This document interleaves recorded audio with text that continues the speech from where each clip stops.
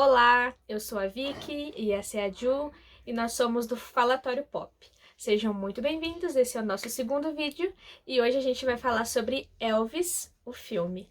A gente espera que vocês gostem da nossa análise e quem sabe a gente ajuda vocês a decidirem se vale a pena gastar dinheiro com o ingresso ou não.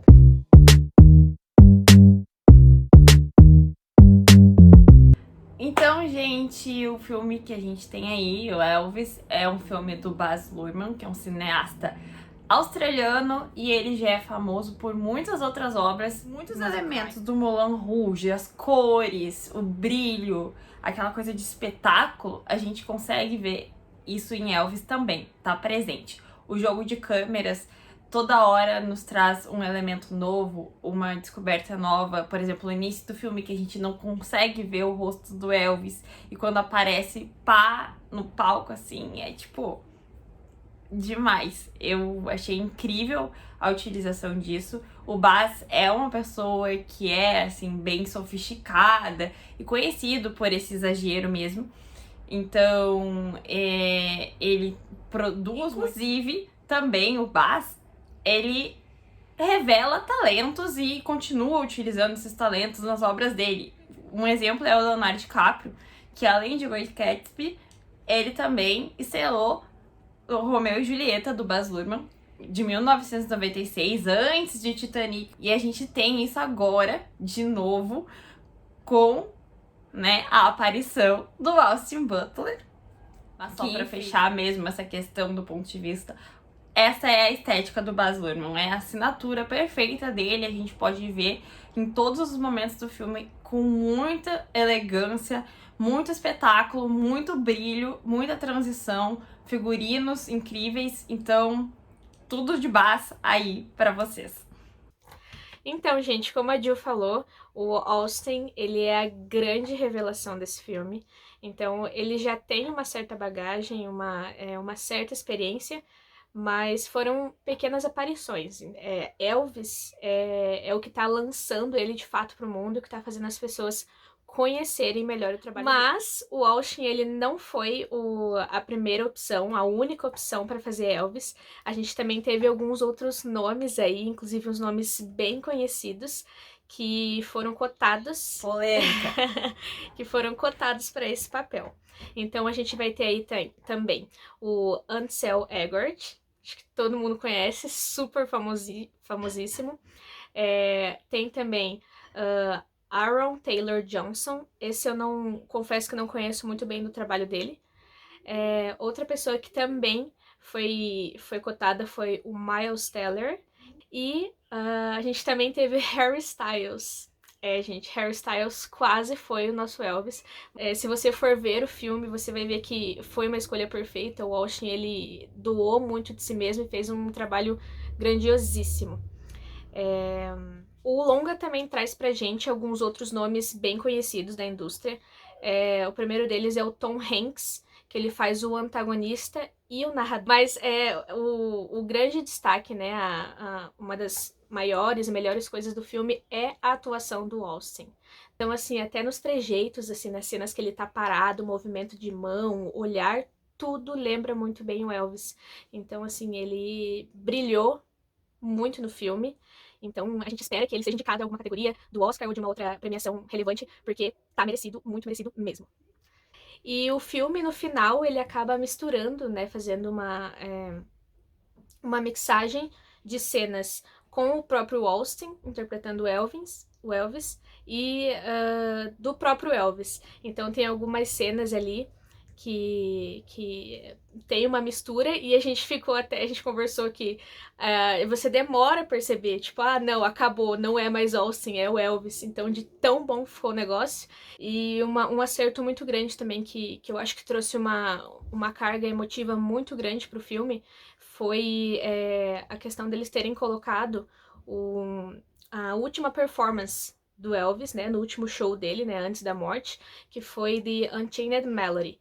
Ele é uma cinebiografia, mas ele tem vários eventos que são de ficção, como vários outros filmes propõem. Nesse caso, o Baz utilizou e resolveu que seria a melhor forma de contar a história um pouco diferente do que já existe, porque já existe muita coisa sobre o Elvis, colocar a história do ponto de vista do vilão do filme, que é o empresário do Elvis, o Coronel Tom Parker, que é uma figura real. A gente consegue sentir o que o Elvis tá sentindo naquele momento, de se sentir aprisionado em muitos momentos pelo Tom, controlado, preso, e que precisa se libertar, dá pra sentir a dor que tem ali dentro. Em muitos momentos a gente consegue se colocar no lugar do Elvis. Eu não sei se é por conta do texto, não sei se foi por conta da direção, ou se foi por conta da mega, pra não dizer um palavrão aqui, a atuação do Austin Butler, que conseguiu transparecer e passar isso pro público como uma coisa incrível. Pra mim é o grande nome desse ano, é o Austin. A Vicky já falou bastante aí, então não vou me estender nessa questão. E em Elvis, a gente tem muitas músicas do Elvis, evidentemente, e é um musical. Entretanto, temos músicas contemporâneas também, vozes da contemporaneidade, que estão colocadas ali em momentos, assim, incríveis e representativas demais para poder refletir um pouco sobre a situação. A gente vê a influência do Elvis, tanto da cultura afro-americana.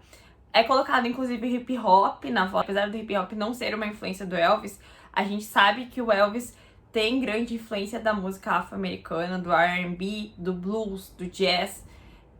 Então, eu acredito que a principal coisa seja que a narrativa é elevada e os hits do Elvis são bem colocados em momentos, apesar de não ser no momento da ordem cronológica, eles servem de alicerce para nos colocar em questão de espaço e tempo, porque o filme ele tem transições muito rápidas, então tem que estar atento o tempo todo. E outra questão que o filme traz pra gente também é claro, não é o ponto principal do filme, mas tem uma grande relevância ali, que é a questão da segregação racial nos Estados Unidos. Então, como a Jill falou, o Elvis, na infância dele, ele passou a ter um contato gigantesco com a cultura afro-americana, e isso influenciou diretamente na forma dele de cantar, de performar, né? Então, a cultura afro-americana e o gospel também foram ali a base para a construção do Elvis enquanto astro, né? Enquanto cantor, performer, tá? O country ele tinha bastante contato, ele tinha bastante amizade com pessoas pretas, e acontece uma cena bem interessante, onde o Elvis, ele tá receoso, ele tá conversando com um amigo dele ali, o B.B. King, que na vida real eles não eram amigos, eram conhecidos, mas não eram amigos próximos, mas no filme eles têm uma relação bem íntima. Então eles estão conversando e o Elvis conta pro B.B. King que ele tava receoso, ele tava com medo de ser preso, porque ele tinha aquelas performances dele, assim, tipo, requebrando, mexendo e tal. Então, que tinha esse apelo mais sensual, que inicialmente a gente sabe que não era intencional, mas que transmitia essa energia sexual, e na visão dos brancos, na visão dos conservadores da época, isso era terrível. Então ele fala pro B.B. King, olha, eu tô com medo de ser preso, e aí é uma cena bem interessante, assim, sabe? Traz um impacto que a gente não pensa muito sobre isso, né? Que o B.B. King fala pra ele, cara, você é branco. Você é branco e traz muito dinheiro pra indústria. É claro que eles não vão te prender, eles estão falando isso só pra te assustar. Agora se eu atravesso a rua, eles podem me prender por estar atravessando a rua. Então, assim, lembrando também que o filme, ele deixa bem claro, ele mostra pra gente que, na verdade, o que o Elvis estava fazendo não era nenhuma novidade, né? Era novidade pros brancos, né? Mas, entre aspas também. Então, ele não criou algo novo. Não foi como se, nossa, aquilo que o Elvis está fazendo nunca foi feito antes. Não, na verdade, era feito sim há muito tempo, mas era feito pelos pretos. Só que na visão dos conservadores, né, das autoridades, aquilo ali era vulgar demais. Então eles vinham de uma forma muito marginalizada. Mas quando um branco, né, sob essa influência, começou a fazer, aquilo virou sucesso. Então é claro também que por parte das autoridades, dos mais conservadores, eles tentaram boicotar a carreira do Elvis no começo, né? E o Elvis, inclusive, na vida real, isso não é mostrado no filme, Mas, na verdade, o filme nos apresenta o vício em drogas lícitas, né? Receitadas, prescritas por médicos e injetáveis. E isso foi um fator que levou à morte do Elvis, a morte precoce aos 42 anos. É triste a gente refletir isso, mas isso acontece muito no mundo artístico. E o Elvis também estava bem... O uso das medicações era incentivado por esse empresário dele. Mas, assim, ele não aguentava fazer shows mais longos, os lançamentos eram sucesso, mas não era a mesma coisa, porque ele não conseguia performar como ele ficou conhecido. Né? Assinatura. Qual é a assinatura de Elvis Presley? É a sua, que ele ficou conhecido, inclusive, com o apelido Elvis Pelvis. Porque eu particularmente não conhecia detalhadamente a história de vida do Elvis. Eu conhecia algumas músicas, alguns grandes sucessos, mas a história detalhada da vida dele toda eu não tinha conhecimento. Eu sei que tem muitos fatos que não são relatados no filme, mas aqui dando a opinião e a visão sobre o que a gente pôde, né, ver através da obra feita pelo Baz Luhrmann. Eu também fiquei bem emocionada em vários momentos. É claro, o final, principalmente quando tem a última performance do Elvis, mas eu também não sou, na verdade, uma grande fã de Elvis, só que, né, enfim, é claro que agora, depois de assistir a cinebiografia, eu tenho muito mais informação, né, entendo mesmo melhor que tem essa mistura de ficção e realidade. O filme, ele segue muito forte com a realidade, e fez tudo de uma forma muito respeitosa né, bonita com relação à história do Elvis, porque a própria família gostou da obra, né, então a gente tem elogios da Priscila e da Lisa Marie, né, que é a filha dele. Então, basicamente é isso. A história é muito bonita mesmo. Eu choro em qualquer filme, qualquer coisa, assim, aleatória, eu tô chorando. Qualquer coisa me emociona. Mas eu fiquei emocionada, assim, por várias razões. Tanto por conhecer a história, né? Você ter essa imersão e saber o que aconteceu na vida do Elvis, quanto com o jogo de luz, de figurino, as próprias performances. Então, tudo isso serve para emocionar o público também e cumprir o seu papel de forma majestosa. E eu acho que, de qualquer forma, mesmo os assuntos que talvez tenham sido deixados de fora da vida real mesmo, que tenham sido deixados de fora da narrativa criada pelo Baz, pelo menos há uma pincelada no filme de todos esses assuntos para que se possa pesquisar sobre e entender melhor a situação.